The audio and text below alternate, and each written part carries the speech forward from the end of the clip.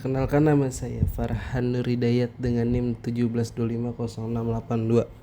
Di sini saya akan melakukan uji validitas dan uji reliabilitas. Data saya ini ada 50 responden. Jadi untuk uji validitas itu jika nilai R hitung atau R tabel dan nilai signifikasi lebih dari 0,05 maka data dinyatakan valid. Sebaliknya jika data kurang dari 0,05 maka dinyatakan tidak valid. Nah, di sini saya akan melakukan uji validitas terlebih dahulu dengan menghitung X1 terlebih dahulu. Nah, di sini masukin sampai total. Lalu oke. Nah, di situ untuk di X1-nya itu nilainya itu 0,873 yang dimana data tersebut valid karena lebih dari 0,05 atau R hitungnya itu 0,278. X2 X1.2 0,751, X1.3 0,829, X1.4 0,862, X1.5 0,784. Di sini saya akan menghitung X2-nya.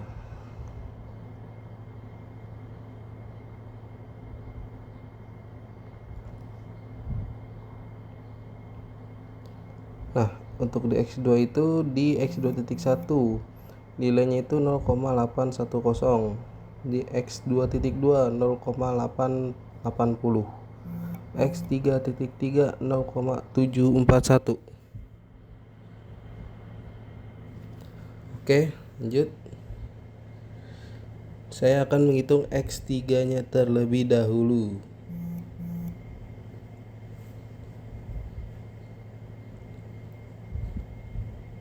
Masukin semua sampai total. Oke. Di sini nilai X3.1 itu 0,723. Di X3.2 0,861. X3.3 0,770. Data tersebut dinyatakan valid.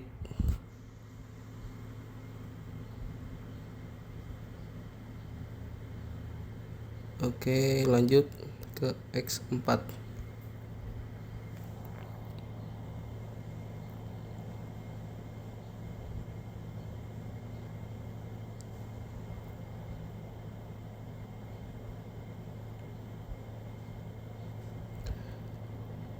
Nah, di X4 ini untuk total X4.1 itu 0,914, X4.2 0,928, X4.3 0,903, X4.4 0,852. Data tersebut dinyatakan valid.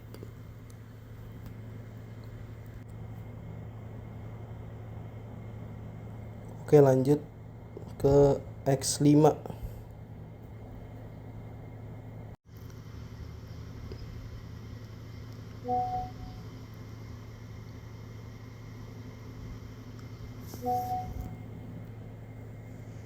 Nah, untuk X5 ini hasilnya itu di X5.1 0,637, X5.2 0,846, X5.3 0,857, X5.4 0,866, X5.5 0,794. Data tersebut dinyatakan valid karena melebihi signifikasi 0,05 atau R hitung 0,278. Nah, di sini akan menghitung total Y-nya.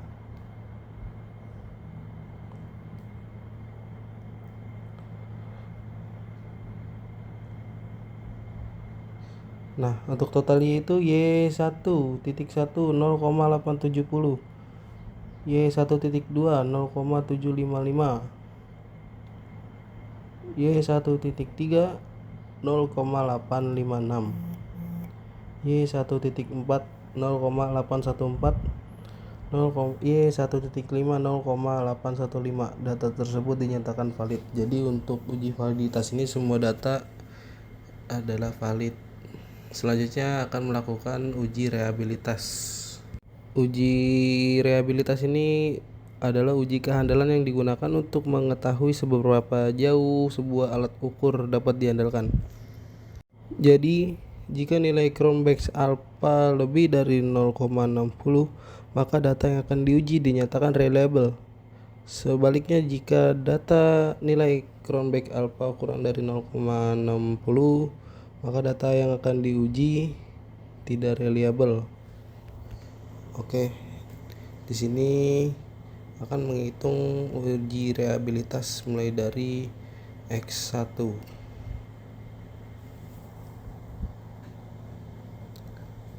Nah, untuk totalnya jangan sampai ngikut ya. Nah, di sini di bagian Cronbach alpha-nya itu di X1 itu 0,875. Data tersebut dinyatakan reliable karena melebihi 0,60. Di X2 lanjut.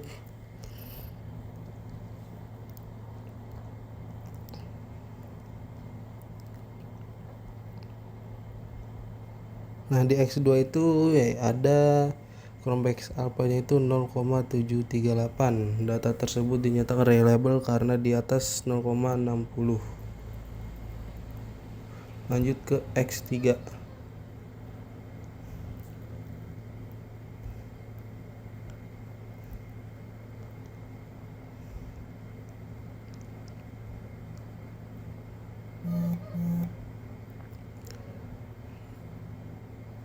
Nah, di X3 ini hasilnya itu 0,684. Data tersebut melebihi 0,60, jadi dinyatakan reliable. Lanjut ke X4.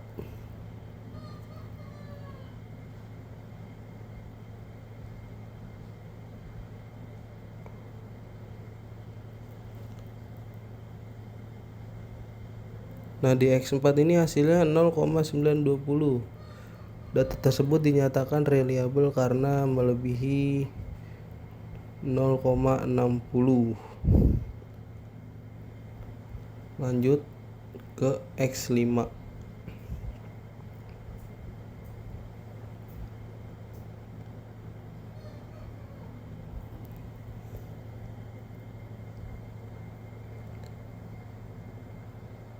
Nah, di X5 ini hasilnya 0,861. Data tersebut dinyatakan reliable karena melebihi 0,60.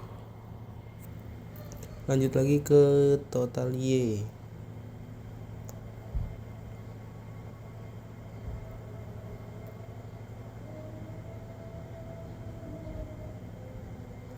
Nah, untuk di total Y tersebut itu hasilnya 0,878. Data tersebut dinyatakan reliable karena melebihi 0,60. Sekian untuk uji validitas dan uji rehabilitas. Assalamualaikum warahmatullahi wabarakatuh.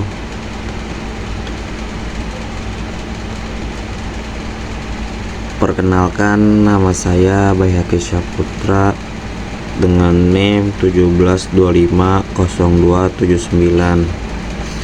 Di sini saya akan menjelaskan uji normalitas Kolmogorov-Smirnov. Untuk mengetahui itu, langkah pertamanya kita pencet analyze. Lalu di sini kita cari yang namanya regression. Terus kita ke linear, pencet.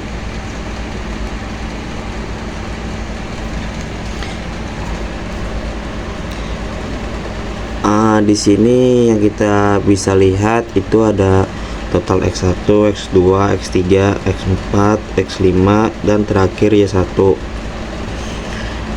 Untuk mengetahui itu kita ubah dulu, masukkan ke independen. Total X1, total X2 juga masukkan ke independen. Total X3 masukkan juga ke independen. Aduh, ada kereta lagi ke distrik. Dan total X4 masukkan juga ke independen, kita pencet ini aja.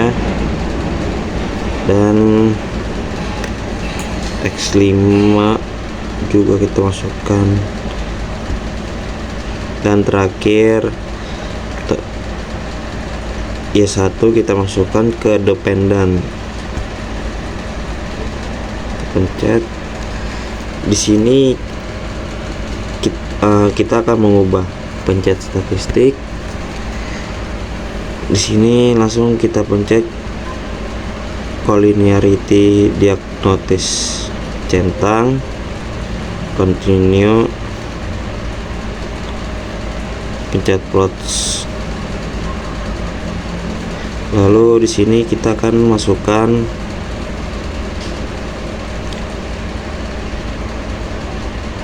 spreadnya ke X, resitnya ke Y.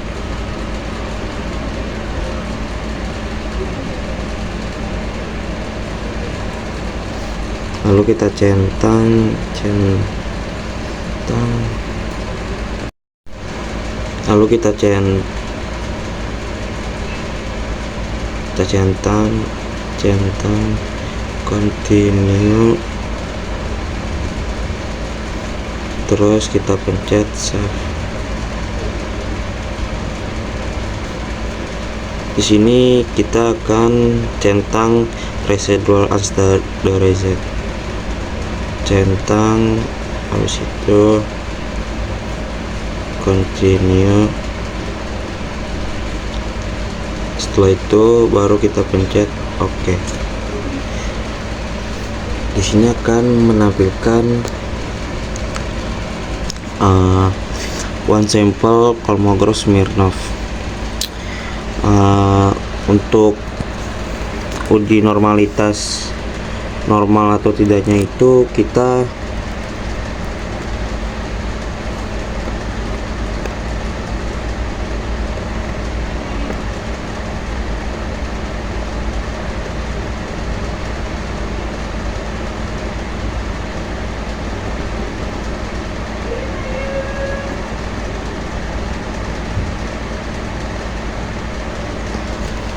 nol koma 0,05, tapi di sini signya itu 0,21 nilai signya. Maka residual tidak berdistribusi normal.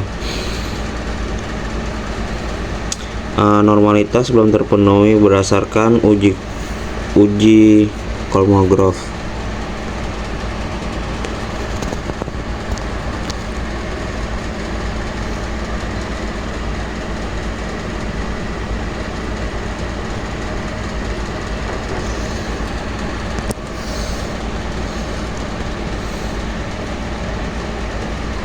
Nih, one sampelnya itu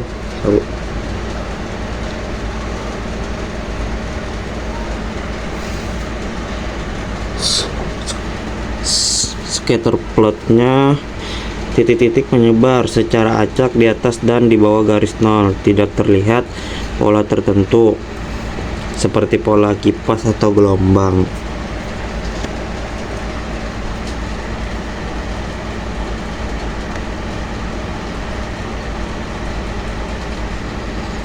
Nomor PP plotnya itu sebagian titik besar berada di sekitar garis diagonal, meskipun terdapat sedikit penyimpangan pada beberapa titik. Jadi secara visual residual cenderung mengikuti distribusi normal, namun terdapat sedikit penyimpangan.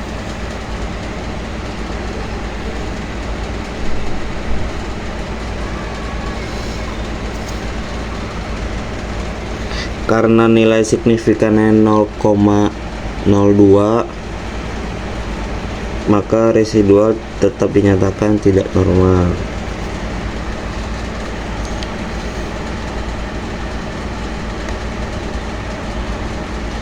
Histogramnya menunjukkan bentuk yang mendekati kurva lonceng. atau bisa dibilang bell speed. Tetapi terdapat beberapa data yang menyimpang.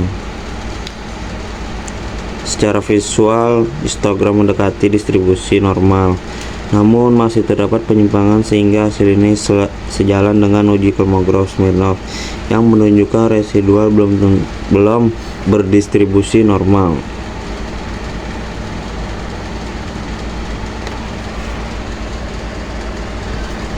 Jadi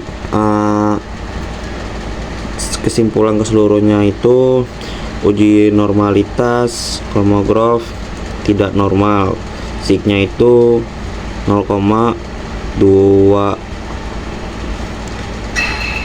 dan tidak di atas 0,05. Untuk PP plotnya secara visual mendekati normal, tetapi ada penyimpangan.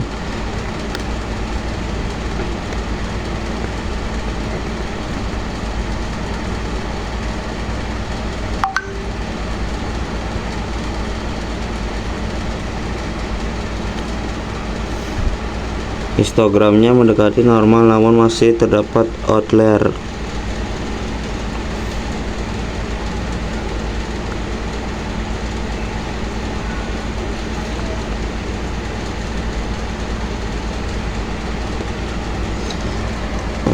Jadi segitu saja dari aku, kurang lebihnya mohon maaf. Wassalamualaikum warahmatullahi wabarakatuh.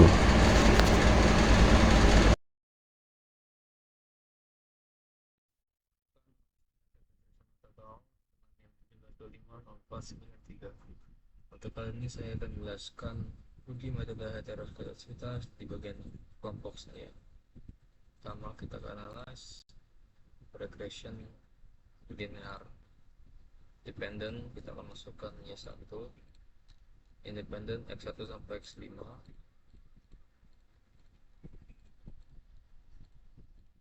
Bagian plots, kita akan masukkan bagiannya itu adalah statistik, X itu adalah separate.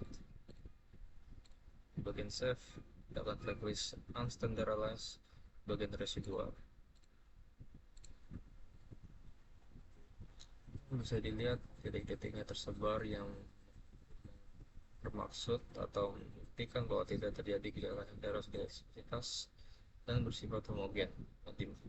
Tapi untuk membuktikan menjadi lebih akurat, kita akan melakukan metode selanjutnya, yaitu metode Gleiser. Kita transform compute. Untuk di target variable kita akan mengetik ABS underscore trace. Di sini kita akan ketik arithmetic ABS.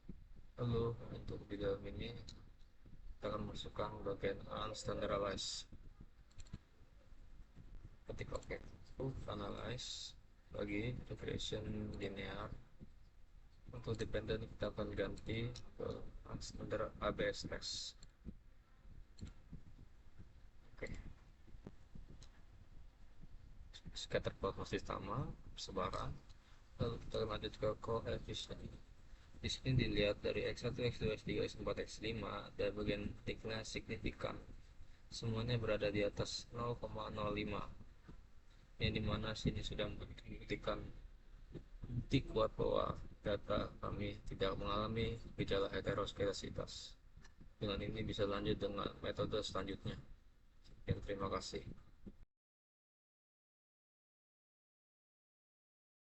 Saya akan menjelaskan uji penelitian saya, yaitu uji multikolinearitas.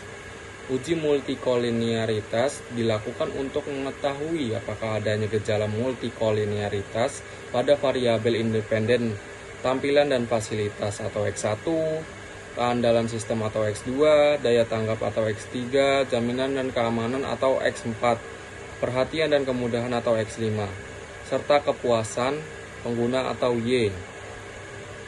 Berdasarkan tabel koefisien yang dapat dilihat ini, dapat diketahui nilai toleran pada variabel X1 sebesar 0,262, X2 0,535, X3 0,556, X4 0,336, X5 0,344.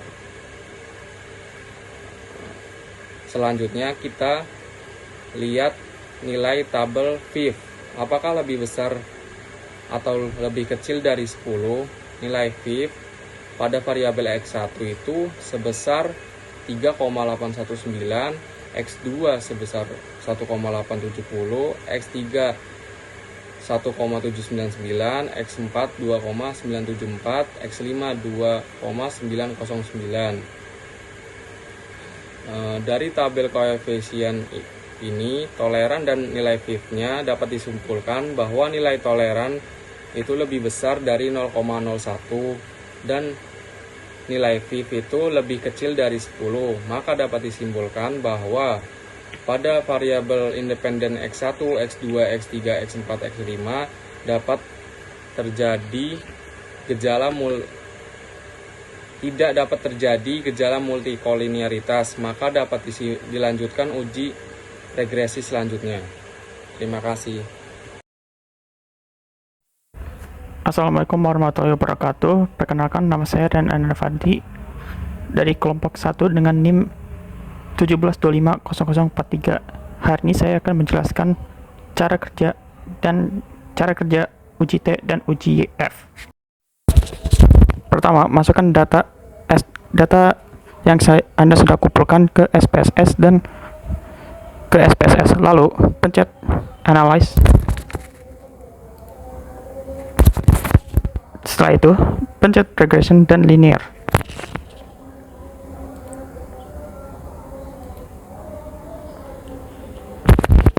Kemudian masukkan variabel Y ke dependent dan variabel X ke independent seperti yang sudah saya tunjukkan di sini.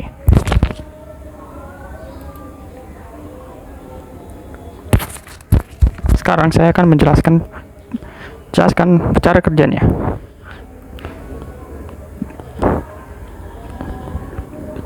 Cek tabel koefisien dan lihat dan perhatikan nilai T dan signifikan. Jika signifikannya adalah 0, lebih dari 0,05, berarti variabel X tidak mempengaruhi variabel Y. Contohnya, pada total X1 signifikannya adalah 0,495, menunjukkan bahwa variabel X1 itu tidak mempengaruhi variabel Y1. Total X2 minus negatif 0,116 mempunyai signifikan 908, menunjukkan bahwa variabel X2 itu tidak mempengaruhi variabel Y. Total X3 1,737